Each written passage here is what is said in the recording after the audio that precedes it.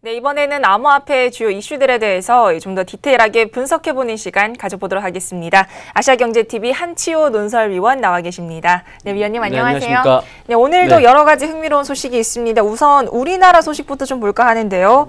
한국은행이 디지털 화폐 도입을 검토를 하고 있다. 네, 근데 이 디지털 화폐가 또 암호화폐와는 좀 다른 의미라고 그러네요. 네, 좀 다르죠. 이 이야기는 누가 했냐면 네. R3라고 글로벌 블록체인 그 업체에 루이스 연구이사라는 분이 서울에서 학회에 오셔서 한 이야기예요. 한국은행도 곧 내년이면 발행할 수 있다. 근데 현재 디지털 화폐를 그 도입을 적극적으로 검토하고 있는 나라가 영국, 중국, 인도 뭐 이런 나라들이 현재 그 디지털 화폐를 적극 도입하고 있는데 이 디지털 화폐 또 암호화폐가 좀 다른 개념입니다. 어떤? 그러니까 암호화폐 같은 경우는 우리는 이제 블록체인 기술로 해서 계속 이제 발생되고 만들어지는 거지만 디지털 화폐는 예를 들어서 지금 우리가 지금 100만 원을 예금하고 있다. 그럼 그걸 디지털화 시켜서 유통시키는 거기 때문에 현재 법정화폐를 디지털화 시키는 일부분의 작업이기 때문에 좀 다르긴 한데 왜냐하면 기술이 또 이제 같이 들어가야 되는 부분이 있어서 이게 상당히 의미가 있다는 거죠. 근데 이제 다른 이제 걱정스러운 건 뭐냐면 기존 금융권의 중개 기능이 좀 약화되는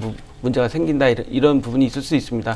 우리가 지금 모든 걸 다 은행을 통해서 예금해놓고 그렇죠. 이렇게 이동하게 돼 있잖아요. 네. 근데 그 디지털화해야 되면 예를 들어서 은행이 필요 없게 되는 거죠. 내가 갖고 있는 게 확인이 되면 계속 다른 사람한테 넘겨줄 수 있게 되니까 그래서 이 디지털화폐를 뭐 도입을 언제 하느냐가 중요한 것보다는 이 디지털화폐 도입으로 앞으로 블록체인 기술을 비롯해서 암호화폐 그 기술 발전에도 어마어마한 진전이 있을 거다. 국가적인 차원에서 이제 시작하게 되면 지금까지의 차원하고 좀 다르다라는 걸 좀 인식을 좀 해야 될 것 같습니다. 어쨌든 이것도 블록체인 기술의 그렇죠. 한 발전의 어떤 그 어마어마한 발전의 네. 그 발자국을 내딛는 거라고 보셔야 되죠. 네, 알겠습니다.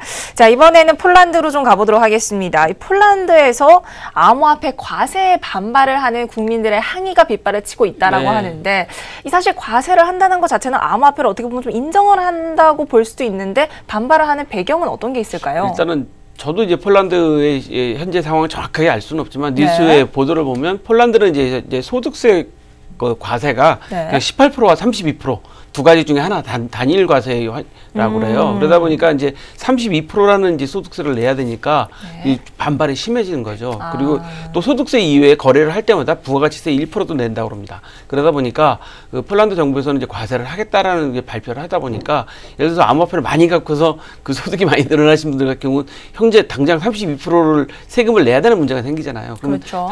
현재 지금 그 4월 17일까지 미국도 그 소득세를 내야 되는 것 때문에 현재 암호화폐 가격이 막 지금 그 안정되지 않고 계속 하락세를 좀 보이고 있는 차원이잖아요. 그게 이제 세금을 내야 되기 때문에 그런 차원이기 때문에 현재는 폴란드 국민들이 현재 반발하는 이유는 아직 이제 과세를 하겠다는 단계에서 발표를 했기 때문에 현재 국민들의 의견이 나오고 있는 거지만 아마 과세를 하게 되면 이것도 이제 완전하게 인정받는 자산으로 인정받는 것이 되기 때문에 오히려 더 좋은 거라고 판단되고 단순하게 현재 그 과세율이 너무 높다라는 거에 아마 적용되는 것 같습니다. 그렇죠. 장기적으로는 어떤 암호화폐 생태계에 나쁜 일은 그렇죠. 좀 아닐 것 같아요.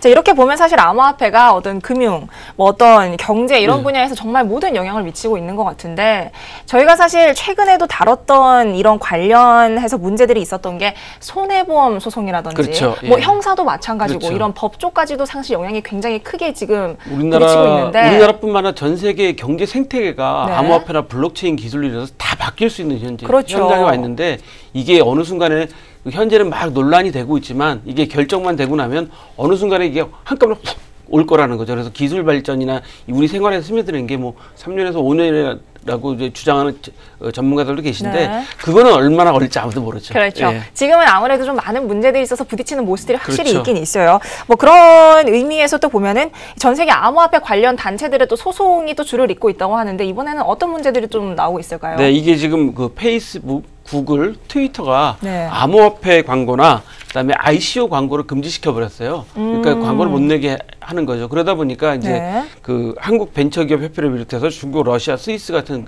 나라의 그 암호화폐 관련 또는 블록체인 관련 그 협회나 그 기업들이 이 세 군데 회사를 상대로 현재 소송을 준비 중이라고 합니다. 왜냐하면 광고로 임의로 자기들이 이제 중단시킨 거기 때문에 과연 암호화폐가 너희들이 생각하기에 암호화폐나 ICO가 뭐 사기성이 있느냐, 투기성이 있느냐 이런 걸 갖고 아마 좀 다툼이 될 것 같은데 아마 이거는 소송을 좀 해봐야 될 것 같은데 제가 그 지난번에도 말씀드렸지만 페이스북, 구글, 트위터는 이 블록체인 그 기술이 들어오는 게 상당히 좀 두려운 상황이거든요. 그렇죠. 왜냐하면 이 기술이 들어오게 되면 본인들이 갖고 있는 그 IT 기득권? 권력을 지금 내려놔야 되는 상황이 네. 되다 보니까 이분들도 이제 정확하게 알고 있는 거예요. 이 블록체인 기술이 앞으로 경제 생태계에 얼마나 많은 영향을 미칠 거라는 걸 알고 있기 때문에 이런 상황이 벌어진 건데 아마 소송을 하게 되면 시간은 좀 많이 걸릴 것 같은데 그래도 의미는 좀 있어 보입니다. 네, 아무쪼록 좀 잘 발전되는 방향으로 좀 판결이 났으면 좋겠습니다. 자, 이번에는 다른 이슈에 대해서 얘기를 해볼게요. 지난주였죠. 네. 모넥스 그룹이 일본의 코인체크를 인수를 한다고 결정이 났어요. 그런데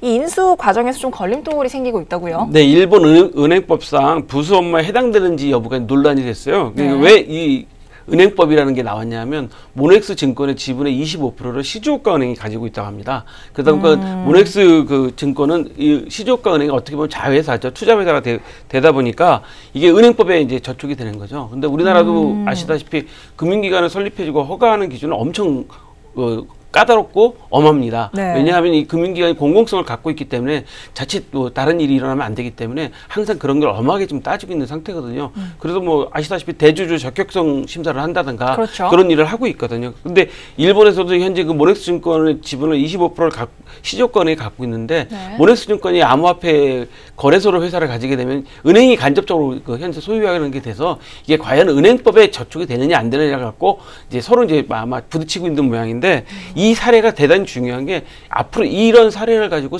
전 세계 국가들이 선례를 삼을 거란 말이죠. 네. 우리나라에서 예를 들어서 은행이 지분을 갖고 있는 회사가 거래소를 만들었을 경우 어떻게 될 것이냐.